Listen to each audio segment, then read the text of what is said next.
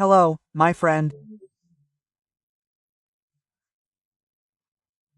Time for our meeting this Thursday, October 9th, Butcher's Day, to celebrate the butcher.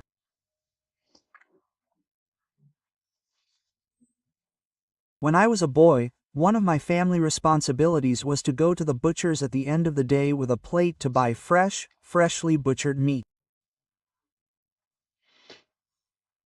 And some days I'd go to the slaughterhouse to see it in Estrella. Well, today I imagine, right, that a coach's biggest seller is picanha, right? Because the candidate who promised picanha to everyone won. Remember to register and at the end, leave a like or dislike.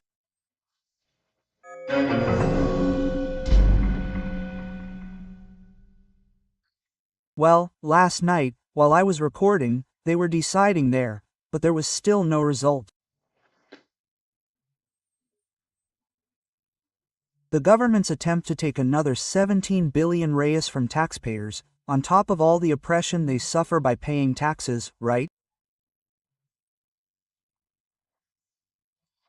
I see here that beer pays more than half the price of beer, it's tax. Someone who managed to buy a car for $100,000, almost half of that is tax, right? Well, everything could be cheaper if there were fewer taxes, but anyway. 251. Representatives of the people chose to be faithful and loyal to their principles, like good leaders, and overturned the provisional measure. It was on the deadline, and a request from Quim Katagud came into, well, not consider it that night, and it was approved. 251 representatives didn't allow the government to govern with, taking even more taxes from us. It's easy to govern like that, right? If the money's flowing, bring more money, collect more money. Come on, tax collector, bring more money, I need it here in court. It sounds like a medieval world, right? Well, there were 193 representatives who chose to stand against their constituents. All taxpayers wanted to charge even more of their constituents. 93 representatives sided with the tax collector, right, who's always a villain, right? Sorry, it's there in the Bible too, tax collectors everywhere, in every story, right? Well, as if this immense tax burden weren't enough. Well, today's topic is Ramez, the leader of Ramez, declaring that he accepts peace, that he will hand over the 20 hostages still there. There were 152 kidnapped, 1,200 dead in that attack. A night of infamy, there was one in December of 41. Now there was one on October 7th of 23. Right? 1,200 dead, 5,000 injured, killed with cruelty, beheadings, opening wombs, putting babies in microwaves. Israel never showed this out of respect for the victims' families, but the Ramez people were pleased, because they themselves filmed their crimes, they were pleased to relive these acts.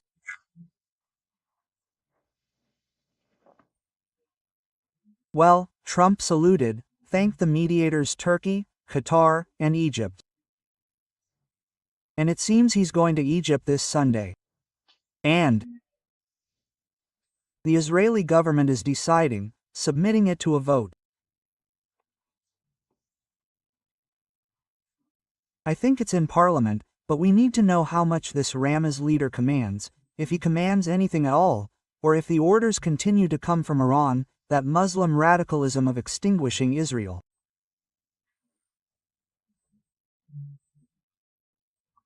I don't believe a peace agreement with Ramas will work.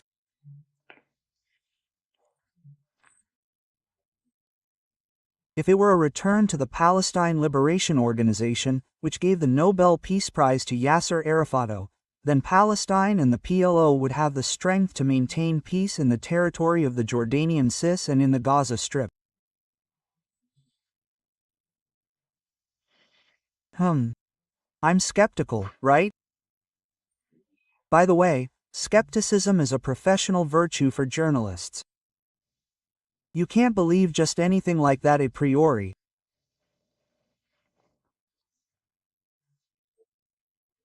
Well, yeah, and the other news today is that Minister Luis Carlos Barroso, the one who identified the Supreme Court not as a technical judicial department, but as a political tribunal, right, which has turned everything upside down, distorted everything, right? That's not what's in the Constitution. He announced today that today was the last day he would participate in a plenary session, that he was leaving the Supreme Court. He doesn't know where he's going. He said he was going to that meditation. I don't know if it's Hindu or just Indian, right? He's yelling something, Comers. And I think even a year before this meditation, he already made his decision, right? Then the candidates already appeared, right? Messias, Jorge Messias, the president of the Superior Military Court, who has already given interviews prejudging Bolsonaro.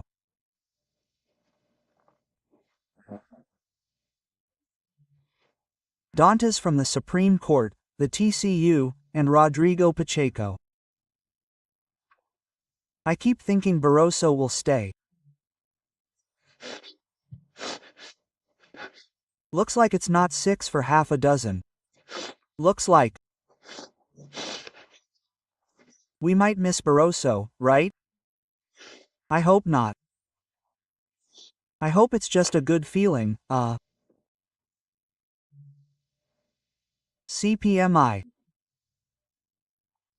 Of that gigantic crime against the elderly from the Social Security system, taking $6 billion from 2,300,000 elderly people. The president of the National Union of Retirees, Pensioners, and the Elderly, Forca Sindical, SINDAP, testified. Forca Sindical and Paulinho da Forca, who were put there, whom Moda put as rapporteur. Not for the amnesty, but for the 12 Etria. Well, his name is Milton Batista de Souza Filho. He remained silent about the habeas corpus granted by Supreme Court Justice Flavio Dino, and he got the committee chairman, Senator Carlos Viana, to report that the habeas corpus are hindering the investigations. But I say that silence is eloquent. Silence is consent. When asked questions by representatives and senators, they remain silent. There's one guy who remained silent even when Senator Soraya asked him, right? Where was his suit made, because he appeared there as if he'd been dressed for a runway show. Well, he was silent the whole time, but then we see it on social media, and it goes viral, right?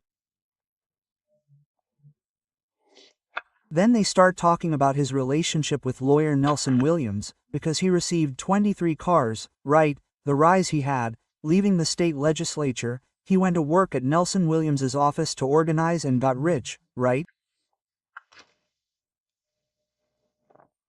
More of a shirt, right?